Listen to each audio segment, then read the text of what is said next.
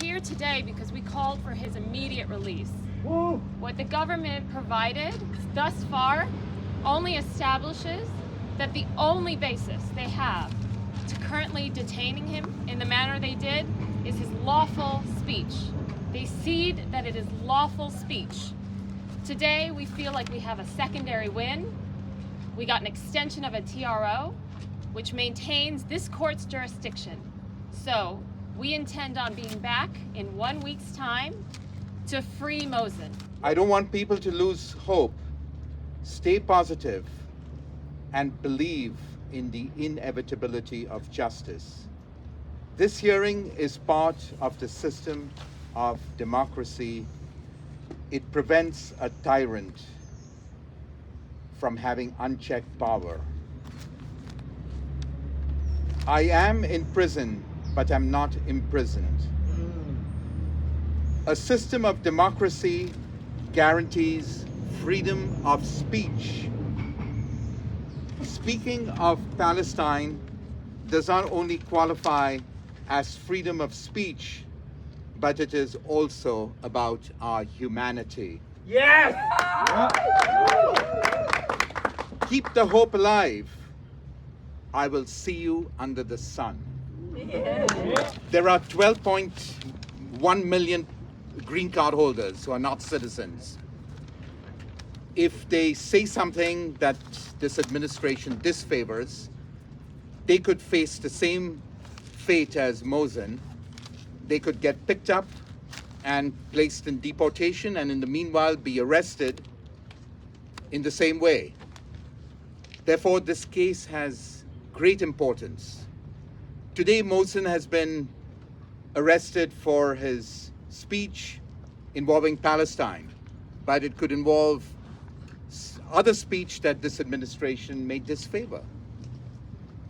It's very important to assert in this case that the government can't arrest and detain you if you've exercised your constitutional rights under the First Amendment. Yes.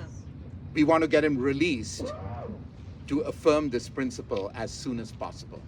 Their modus operandi was to take him out of the state as quickly as possible, as they've done with the other detainees. But he said that he had read the 94 letters that were submitted for his bail motion. The judge pointed out that normally these letters come from family members like your spouse and children, but he saw letters from the whole spectrum of society, from professors, from people who are Jewish also, from organizations. He was very impressed with the scope of these letters. They tried to take him out of the state so they could then move him to Louisiana. It would be more difficult for him to do a habeas there and also fight his immigration court proceedings in Louisiana. So that's why they tried to do that. But we moved very quickly, and we filed a habeas within 1 hour of him being detained when he went for his citizenship interview. And we got the temporary restraining order while he was still in Vermont. They were trying to get him out of the state, but he missed that flight to New York, and then he believed that they had then bought tickets beyond New York to Louisiana. So he missed that flight, and then the TRO came, and he told us that the agents' faces kind of fell. They were very disappointed.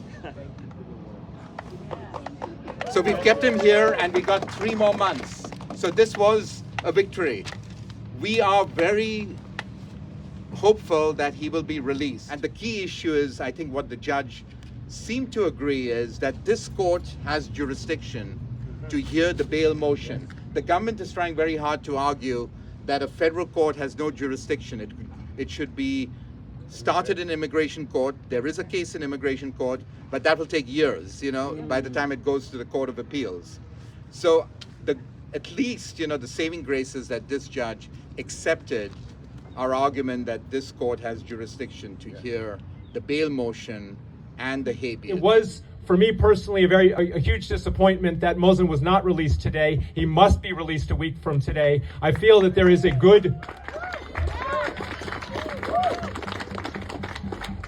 completely sound basis for releasing him from today.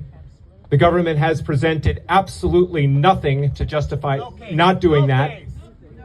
Absolutely nothing to separate what they're up to from a blatant suppression of freedom of speech, which apply to Mohsen and apply to all people in this nation. The first thing that startled me was this case is Mohsen Mahdawi versus Donald Trump.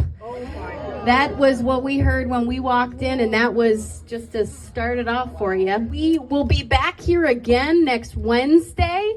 We will be back here again because the two questions that were left at the end of the day, I believe they did not decide, was the jurisdiction and then the detainment. And the question of what goes first was discussed, and detainment of Mohsen, that his lawyers can speak to more, they feel is an unjust constitutional action. Every day that he's in jail is just one more day of unjust constitutional action. And I think the judge was receiving of that information, and there was a line that was said while we were in there that I'm not going to get completely correct, but it was essentially the judge said that he believes that if there was a caravan of vehicles, SUVs that arrived to take him, that there must be something more to that there must be a reason. And yeah, and I think we all know the reason. I think we don't need to hear what that reason is. It's for fear.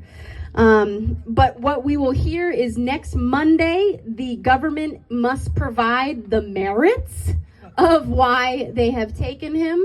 And then there will be 24 hours for response by the legal team. And then we will come back Wednesday of next week to find out about the release potential and also the jurisdictional threshold.